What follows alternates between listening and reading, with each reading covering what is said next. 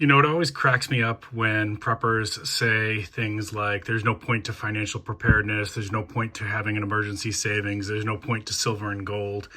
Yeah, from a certain point of view, if you're thinking about like the end times and, you know, post-apocalyptic zombies and things like that, sure, gold and silver and cash probably wouldn't do any good in those situations, but there's a lot of steps between A and B. And today we're going to talk about a true story that I know of from a friend. I'm going to have to change some details here to protect the person, who had to bribe his way out of a country that was about to have some serious SHTF.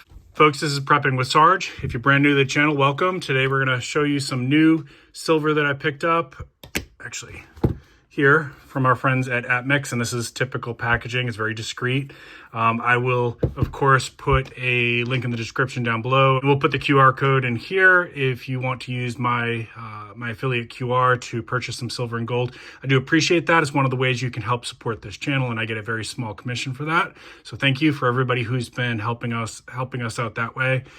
We don't make a ton of money off this channel, and there are some costs associated, especially with the travel part of it when I go to different locations to help film survival tips for you all, things like that.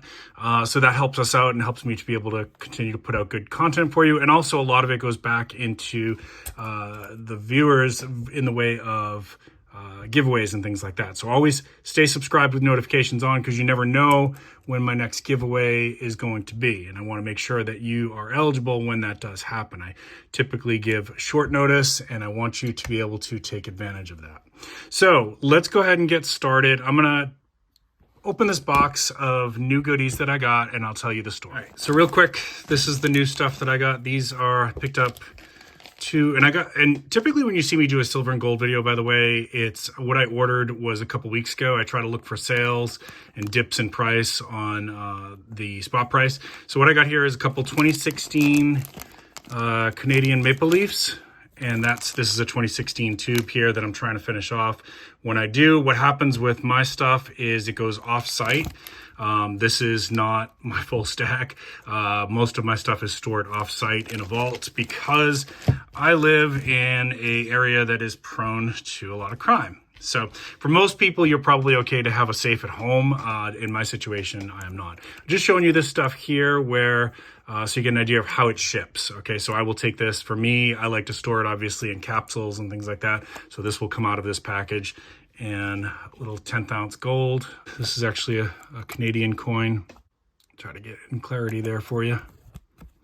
You know, when you're watching these videos, if it's not showing it to you on 4K, I usually am filming in 4K, so you can switch to that in your settings on the video. Of course, it's up to you. You know, that takes up a little bit more of your bandwidth or whatever. It might slow you down. It kind of depends on your situation. And these are 2016 silver leaves, okay? So I'm just showing you them in the package there. These will go in the capsules, and the 10th ounce gold piece will go in one of these capsules here, just how I like to store them. And then when I've got, for example, a full tube like that, it goes into my offsite vault. All right, so let's go ahead and tell you the story, and I will show you some pieces here as we talk. So recently, I have to change some details here to protect the person's identity and what was going on here. But recently, I was speaking to a friend who several years ago was in another part of the world, which shall remain nameless, and we won't say what kind of duties he was doing to be on that other part of the world. I have to protect some information here, but he was in a place that is not quite as safe as the United States, let's say it that way. And things were going south pretty darn quick, and it is so bad that airports were shutting down, and the flights even coming into the United States were on the verge of basically blocking flights from this country. Let me say it that way, okay? And this country, we'll just say, did not have a stable banking system.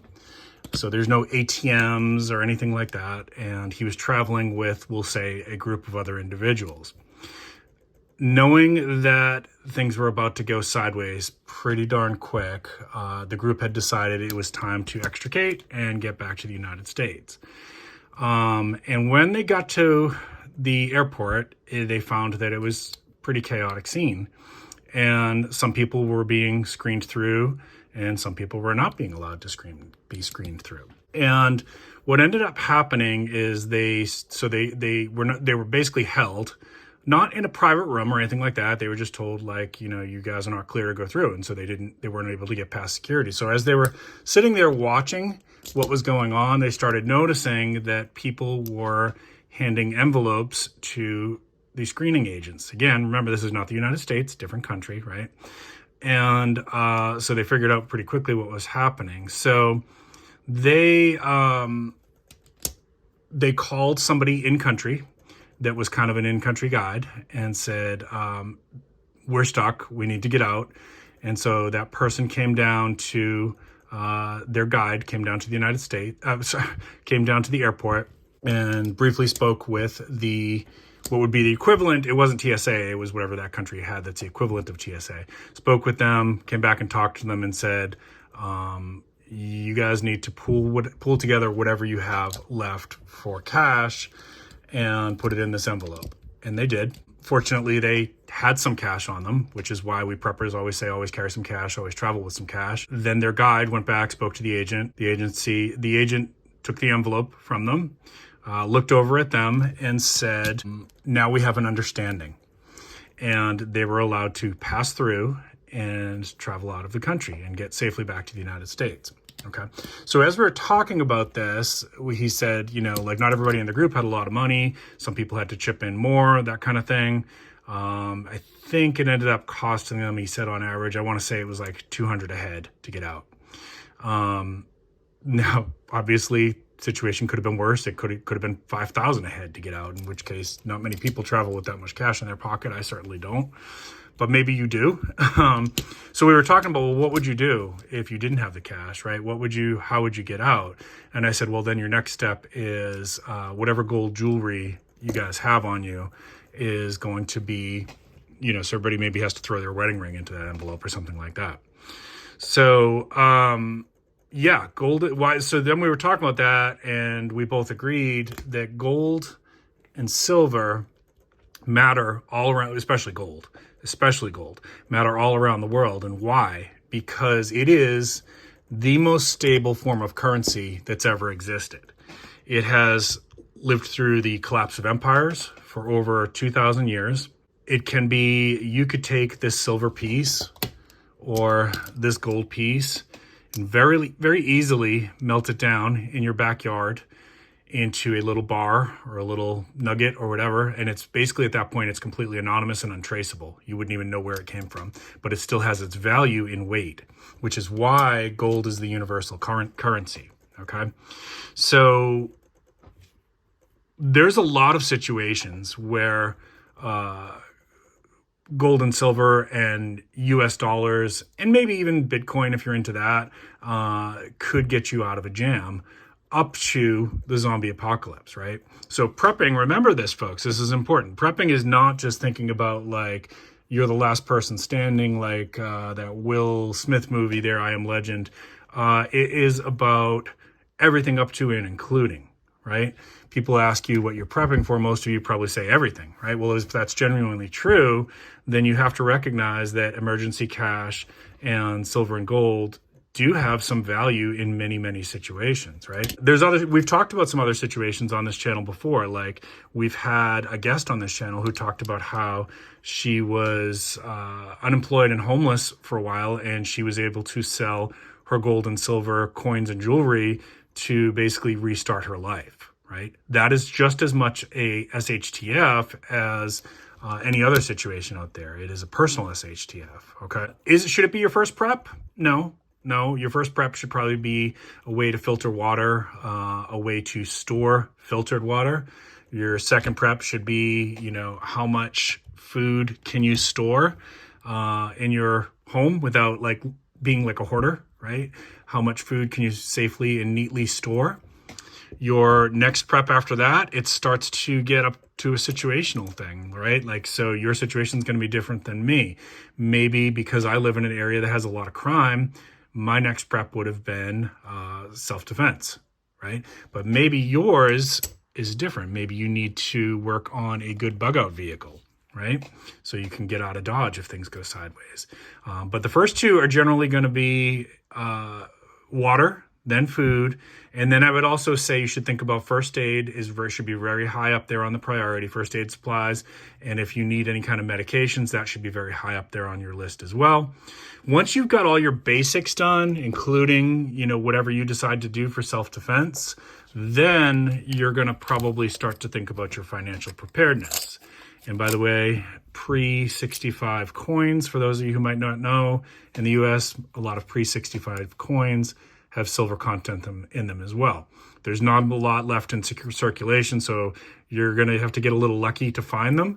But if you go to a coin store, you can get pre-65 quarters like this. Or maybe you're going to get some pre-65 dimes,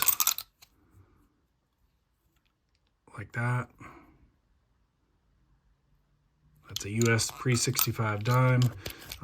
Let's see, I think I got Mercury dimes in here too. I think it's this one here. I'll show you what those look like. Just in case there's people out there who've never seen those before. Oh no, this is probably a rosy, isn't it? Nope, there you go. That's a Mercury dime. In case you've never seen those before. Sorry, I'm trying to get you a clear picture of it. They're small, So just some different options for you. Of course, you can stick with US Silver Eagles and US Gold Eagles. Always a good choice. Probably the most recognized silver and gold coins in the world. You could take this anywhere in the world, to a coin shop or a jewelry store, and they're going to at least give you a pretty good price on the weight in gold.